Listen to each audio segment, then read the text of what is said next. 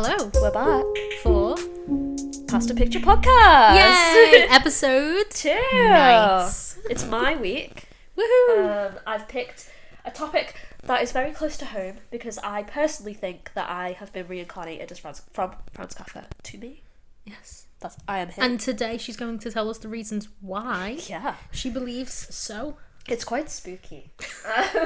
So, my Twitter, the Toni fan club, has a lot of Kafka-esque qualities. I share a lot of memes about Metamorphosis because Yes. In our work, we have a post-it note of Toni on a bed it's a self-portrait. as a Gregor as a- Samsa, the book, because that is how I feel. as a beetle, some Yeah. sort of beetle. Yeah, he's a big bug. Yeah. Yeah. And I used to put Toni at Christmas. Toni at Christmas, because that's how what you I felt? did at Christmas. I was just in bed Being a bug. being a bug, yeah. So, I think Kafka, most well known for Metamorphosis. Well, I know him definitely for Metamorphosis, but other people might know him for some other novels. His letters to one of his lovers have been published. Ooh la la. They're cute. It's Oh, cute. okay. It's like, I love you so much, I'm gonna die. It's not like that, but It's a like, heartbreak. no. That's for another week. So I'm gonna start with telling Amanda and you, And our fellow listeners. yeah, our two listeners, Lovable listeners. lovable Ooh. besties, everything about Franz Kafka's life, because Tell I me. think that his literary works are a reflection of his life experiences. Okay. And when I talk about Metamorphosis later, you will really see the Yeah. parallels. A lot of writers put themselves into their work, as we saw in last week's episode with Yeah. the director of Elementals. He really put his own personal story into Yes. the plot. So, Kafka was born in Prague. Lovely city. I'd like to Yes. visit. Which was in the Austro-Hungarian Empire, Ooh. which is not a thing anymore. No. World War II. Yes. He was born to a middle-class Jewish family. His dad was a merchant, and Kafka himself described his dad as, and I quote, a true Kafka in strength, health, appetite, loudness of voice, eloquence, self-satisfaction, worldly dominance, endurance, presence of mind, and knowledge of human nature. His dad was a strong character, we'll say that, Okay. but they didn't really get on. Okay. Was he a typical bloke? Yeah, Sounds like he's a typical... not really present in the household. His mum also helped with the business, so they were Okay. both out of the house. They were actually both raised, Absentees? kind of, yeah. They were out for like 12 hours a day. Wow. So thanks to him being middle class, they had a lot of staff. They had maids, they had governesses to raise the children. So he was the oldest of 6, Wow. but 2 of his younger brothers passed away when they were only like 18 months, 12 months old. Okay. So he was the oldest boy. He had 3 younger sisters. His parents were both away a lot, so you can see that absence of his father figure, which does reflect in Metamorphosis, which I'll get onto that in a bit. Okay. He was well educated, of course. He read lots of things. He went to uni, knew German, Czech, and French. First bit that means I'm reincarnated as him. Yes. He started uni for chemistry and 2 weeks later switched to law. What did I do? Start uni for biology. 2 days before I started the course, switched to history. Oh. Yeah, Why? because I felt, oh god, I felt pressured by like my old teachers, my family, whatever, to Were they go like into the more STEM? smart subject, because I feel like humanities isn't seen in that. It's not as, yeah, I was going to be a scientist and now I'm getting minimum wage, you know.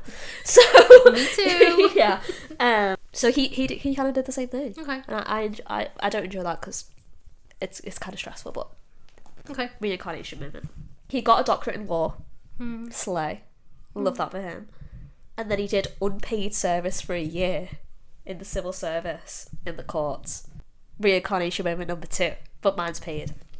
Then he was hired again somewhere else for an insurance company, and he hated it. He worked from 8 p.m. till 6 a.m. Couldn't socialise, couldn't write, which was his passion. Oh.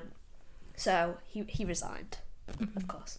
Then he got into a new job, and this kind of continued the cycle of these like not enjoyable jobs, but he was a hard worker. He put his all into these jobs, but it was kind of draining him. Yeah. which we'll see again in his works. Okay. It kind of reflects. So had a couple of lovers. Yeah. He got engaged, but they didn't get married. A long engagement. Yeah. Not long. They broke up. Yeah. I thought they were just like forever engaged. No. Because this isn't the lady that he was sending all the letters to. This is someone else. Oh. Yeah. In 1917, he got TB. Whose initials are TB? Toni. Mine. So I said that to you the other day, and you were very offended. I was offended, but me, me, Kafka. It's me and it me, is. myself, and I. Told you. Okay, so he needed a lot of care from his family. Yeah. Which was mostly done by his sister and his mother. Keep that in mind for later, for Metamorphosis. Did they hate looking after him? Not at the start. But eventually. Keep it in mind. It's posted. Yes. Then he started this relationship with this Czech journalist. Yeah. Melina. That's from Mortal Kombat. Well, I don't think she was, though. Was she a vampire? Maybe. You'll never know. So yeah, he wrote these beautiful love letters to Melina. If you look at my Twitter, I repost them all the time. Yeah. In the Toni fan club. Toni fan club. Yeah. He wrote these lovely letters. He was very poetic. Had a diary, which we'll get onto as well. Yeah. One of those guys who could just write things really beautifully, and I really enjoy that. I can't do that. I envy him. But there are some ways in which we are similar. Yes. Which aren't good ways, but okay. He had clinical depression. So do I. He had social anxiety. So do I. Insomnia. So do I. Wow. Migraines. Yes. 4 out of 4. 4 out of 4. There's things like boils. I don't really have boils. But the rest of it, I can really relate to. We are quite similar in nature, apart from he's really talented and can write lots of stuff. And was born into a middle class family, but apart from that, So, because he had TB, he was trying lots of different things to like make him better, but ultimately none of it really worked. And he ended up passing away in a sanatorium in Prague in 1924, age 40. So he only died when he was quite young. Okay. How old was he when he died? 40. Oh, right. Yeah. You just said. I did just say. Sorry, I thought you said 1940. No, 1924. Okay. So, bit of a sad life, really. The Roaring 20s. We lost Kafka. We did. It was very sad, I think. Like, he went through it and then he died of TB. So I hope I don't die of TB. That wouldn't be good. But yeah. Another way in which we are similar, which is... Without TB. Without TB. Is the diaries. Okay. Because in my youth... Oh. I'm still youthful. But in my angsty youth... Yeah. When I was really depressed, I used to write down my feelings in my notes app on my phone. And Kafka wrote diaries, and so did I. So I've decided to give Amanda a little quiz. Oh gosh. Okay. And she has to guess. I'm never gonna get this right. I'm gonna be like. I gave this quiz to my boyfriend, and he did pretty well. But obviously, he knows you. He's known me for 10 years, and you've known me for 6 months. So we'll see. 6 months and we'll start a podcast. Yeah, besties. Soulmates, if you will. Soulmates? Soulmates. Okay. So, I'm going to read you some quotes. Yes. I want you to tell me if it was Kafka or if it was me. Okay. Are you ready? I am ready. Okay. I stutter when I read, so just ignore.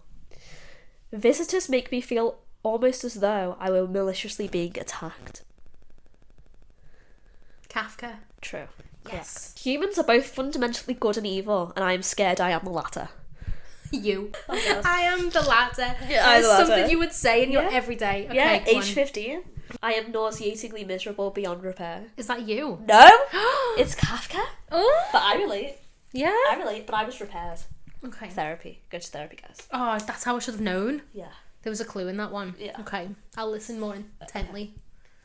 My condition is not unhappiness, but it is also not happiness. Kafka? Yes. Hey. A week-long rest would be perfect. My bones feel exhausted. This is you. Obviously. It's got you written all over it. Because if I would have said this to you before my actual week-long rest, you might not have... I might not have been not like, have got it. yes. Tethered to material things. Material things? Material things. I'm going to say Kafka. It's actually me. Oh. And this one, I just want to put it in there because I like the quote. Okay. I think it's quite obviously Kafka. Okay. But peaceful moon, I consist only of bones. peaceful moon. Yeah, I consist only I of bone. consist only of bone. That's quite... Poetic. It is. In a sad way. It's lyrical. It is. Should we dissect? Dissect. Yeah. I'm only bones. I think he feels like depressed. Would he speak about the moon? Because the moon is beautiful. I love the moon. I do also. It's my... I have a tattoo my of card. the moon. You have a tattoo of the moon. I do? Oh my god, we're both reincarnated, Pepper. I think me less, so... Yeah. Wow, that was a nice one. So, now we've talked about who Kafka was. Yes. His diaries. Yes. Now we talk about what I think is his most famous Yeah. work. Other people might disagree, but this is the one that I know. It's been adapted into a play as well. Would recommend going seeing that if you can. Yeah. Um, So it was a book originally? it's a novella, yeah. Oh, novella. It's only like 50 pages long. It's not Oh, right, long. okay. The audiobook on Spotify is 2 hours long. Okay. So It's a 2-hour book. it's a 2 hour book. It's Nice. easy. It's quick. Rundown of the plot. Go ahead. Gregor Samsa Yes. is our main guy. Okay. Gregor. And I believe he is basically Kafka himself. He's kind of Okay. written it. It's autobiographical. Kind of, yeah. So there's a lot of similarities between Kafka and Gregor and me going on in the story. So one day Gregor wakes up and he's turned into a big bug. He's a big bug. Like a big beetle. Like the size of the double bed beetle. Like big. Huge. Humongous. Like in James and the Giant Peach. I don't know. Isn't one of them a bug? I don't know about the giant Oh. peach. Yeah, he's a big bug. He's a big beetle. But not in a cute way. Not in a cute way. Okay. Because I think bugs In are it, quite... you. In it... Oh. Oh. It's sort of walking without... Yeah, with like- missing leg. Like what's that? Ooh, stinky bug. Stinky bug. So... A bug that you've never seen before and you're like, what is that? You're like, ooh. What is that? Ooh, what a... Ooh. I'm going to take a picture and like Google Lens this. Or like, I'm going to take a picture and put it on Reddit in r/identify this What bug, is please. this? Yes. So, he's in his bed and he's just like, oh no, I can't move. He doesn't understand why. He doesn't know what he looks like. He's like, uh-oh. He just can't move. Looks over, alarm clock. He's late for work. Oh no. So, uh-oh. Double uh-oh. His family are knocking on his door, being like, Hello? Gregor, get up now, it's work time. And he's like, in a minute. Because he can't... Trying to figure out he how can't, to he's like, go back. how do I explain this situation? He's trapped. He's trapped by his condition. Okay. So he gets up, his boss comes over and he's like, yeah, I can't do anything, sorry. And then manages to open the door and his family see him and they are disgusted by him. Which is it's sad, I think. It's very sad. His family are like, what has happened here? Why are you a bug? Ew. You know? Ew. So, it's obvious he's not changing back anytime soon. So, the household kind of adapt. He's got the body of a bug but the mind of a person. He's still holding on to his humanity. That's a key thing here. He's remaining him. He's himself. He just looks like a bug. So, obviously he can't work. He can't cook. He can't clean. He can't do anything. So his family are caring for him, looking after him, making him food, giving him food, you know. And this starts off fine. His sister and his mum are caring for him, they're looking after him. But after a while it becomes kind of a burden on the family. And you can see the resentment between the family and him begin to grow. Yeah. So they start treating him as more of a pest, as more of an annoyance than their son, their brother, because he can't provide for them. Because originally he was at work paying off his parents' debts. Oh, right. So he didn't just have himself to support, he was going every day to support his family. Their relationship starts to deteriorate. At one point, Gregor is on the wall, being a bug. He starts to become comfortable in this new body. He starts to become more bug-like. He starts to like dark places, damp places, climbing on the walls, climbing on the ceiling, you know. just chilling. Yeah. Yeah. And his mum finds him on the wall and faints because she's like, oh my god, he's running like a bug now. Uh-oh. Yeah. The dad comes in and throws an apple at him. So then Gregor's like, wow, I am a bird. We think this is about depression. He throws an apple at him. Is that like an apple a day keeps the doctor away? I don't think so, but nice. Okay. So he's like, eat some fruit. No, You'll feel better. He's like, go away, you disgusting creature. Okay. He's trying to hurt him. Okay. So Gregor retreats into his room, stops eating. Okay. There he becomes the bug, you know? And then he dies. Alone. In his room. He's given up. He dies. And after he passes away, his family improves, gets better, has lodgers in his room, gets new jobs, becomes prosperous. So at his expense, they improve. Oh wow! It's very tragic. It's a tragedy. Yeah. All in all, it's a sad book. But the thing that I believe, 100%. I've told Amanda about this before, that this is a metaphor for depression. It sounds it. Kafka had depression. I have depression. I can see. Because all of these things, the whole like feeling isolated from his family, not being able to go to work, all of that, it's just made physical by the physical transformation. Yeah. All of these problems existed before. It's just made more obvious to the outside world. Because it's physical. Because it's physical. When it's mental, it's only his problem. Yeah. And a lot of people, everyone's problem. A lot of people always say that, like, you don't look disabled. Yeah. But, like, you don't know. You don't act because depressed. it's not physically, you can't physically see it. Yeah. Doesn't mean that it's not there. Yeah. This is a physical manifestation of how he was already feeling. Yeah. He can't get out of bed. He can't go to work. He can't eat. He can't talk to his family. Symptoms of depression. Yeah. I've been through this. A lot of other people who have had depression have been through this. But now it's obvious for those people who can't relate. Yeah. That's how it is. Yeah. And there's still... And when he's a bug, they're like... He's like a burden. Yeah. They're literally treating him like a burden. They're treating him like a pest. He is a pet, yeah. And when you're in that situation, that's how you feel towards it. That's how you feel. Like, a lot of people who are depressed feel like a burden. And feel like they are this big weight on their family. And most times they're not. It's just how you feel. So that's really showing us. It makes it obvious for the non-mentally ill how it feels. Identified some themes. Oh right, go on. Oh, a couple of key points actually. Theme queen. Yes, a couple of key points though that I found interesting was the father in the story is never named. The mum has a name and the sister has a name. Oh. The father isn't named. What's he known as? Father. Just father. Yeah. So I thought that was like. Is that biblical? Like the father? Could be, but I think it's more of a reflection of Kafka's own relationship with his father. Because he's absent. He's literally naming his father. Yeah, his favourite... Kafka's the people that he got on with the most, the people who looked after him when he had TB were his mother and his sister. The people looking after... They were named. The people who were looking after Gregor when he's a bug are the mother and the sister. Ah, some parallels. Was he not named because he wasn't important, or no? I think because he was important because he's the one who drove him to his room at the end to die. Oh, right. And he's not even named. No, I think it was showing that they're not close, and he doesn't like him, his attitudes towards him. So themes. Yeah, this happens in Fleabag, doesn't it? Oh, Fleabag isn't named. Where she's not. We need to talk about Fleabag. We need to talk about Fleabag. The people that are important in her life have names, like Claire, actual names, whereas the people who aren't are known as other things. The hot priest. Yeah, her herself. Yeah, Fleabag. We don't know her name. We don't hear her real name ever. Yeah. We used to talk about Fleabag. We used to talk about Fleabag. Okay. So some themes. Yes. The absurdity of life. Okay. Obviously, what happened is physically impossible. Yes. We all know that. It's crazy. Absurd. There's no cause. There's no sign he deserved it. Yeah.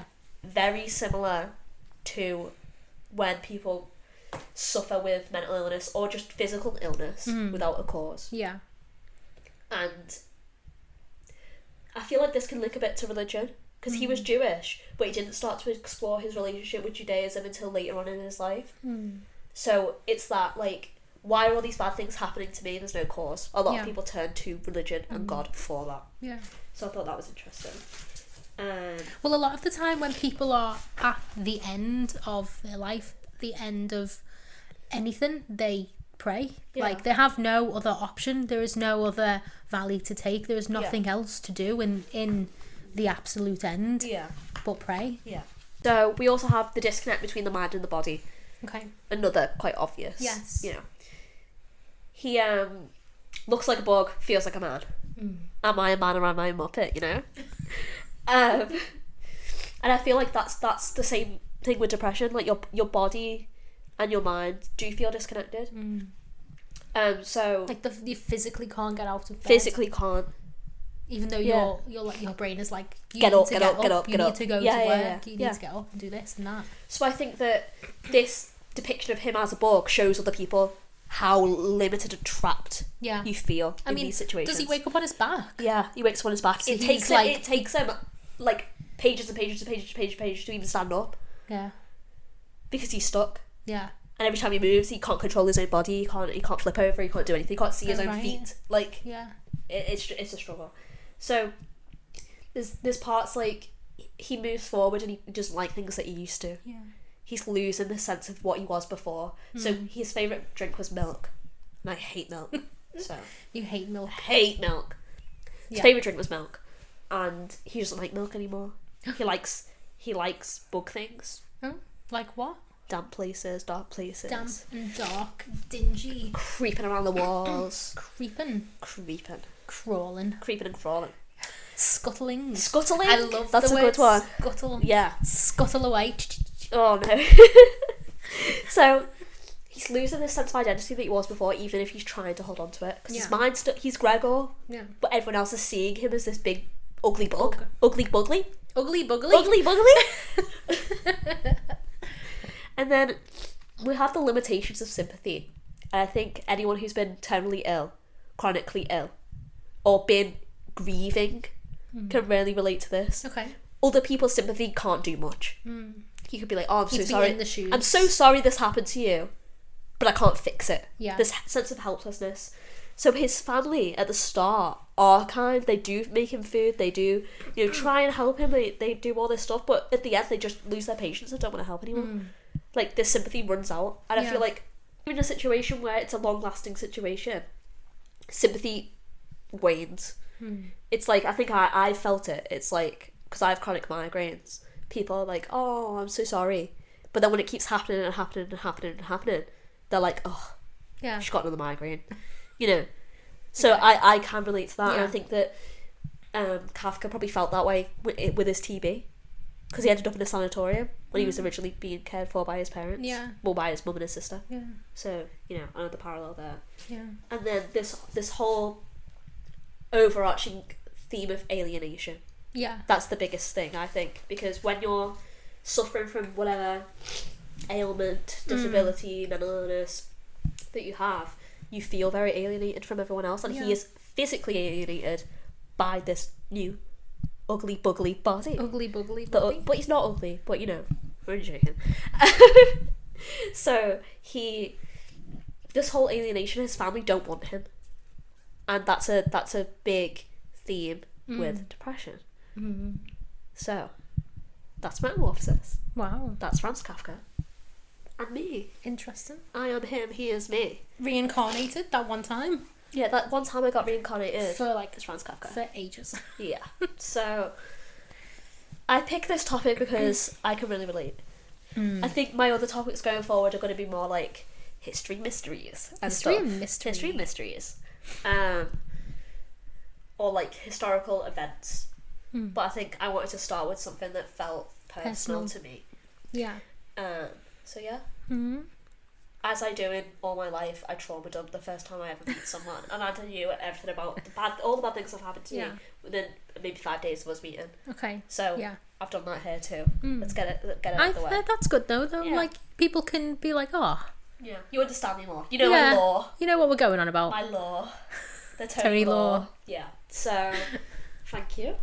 Thanks for joining us. Yeah. For our second episode of what we hope will prosper into brand deals. Okay, so HelloFresh. HelloFresh and Love Honey, hit us up. Call. I'm not going to put my number out there. Yeah. Hit us up on TikTok, Instagram, Twitter. However, I do get HelloFresh and have been getting it. Yeah. For a long time. Loyal customer. A loyal customer. So we hope to carry this on. Even if no one listens, we're just chilling. Yeah, it may be a limited series. I hope it doesn't turn into a limited series. But I want it to grow. Yeah. Grow. Bloom. Yeah. Bloom. Yeah. Yeah. Even if we just each week just talk about something that we like. Yeah. That's good enough for us. Can you believe how blah blah from work did blah blah blah? No, we can't do that. We can't do that. Yeah, I know. I like everyone in work. It's fine. We can't do that though. Yeah. We'd get fired. So, yeah, check out our social medias. Again, that is Past and Picture Pod on Instagram.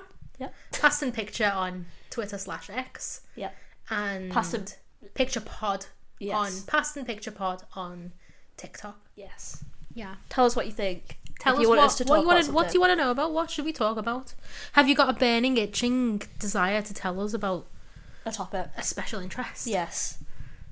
Tell us. Yeah. We will invite you on. We have some ideas for people who would like to come on. I've got a little bit of pushback from a particular someone, but I'm gonna bring her around. I've got some friends who have agreed.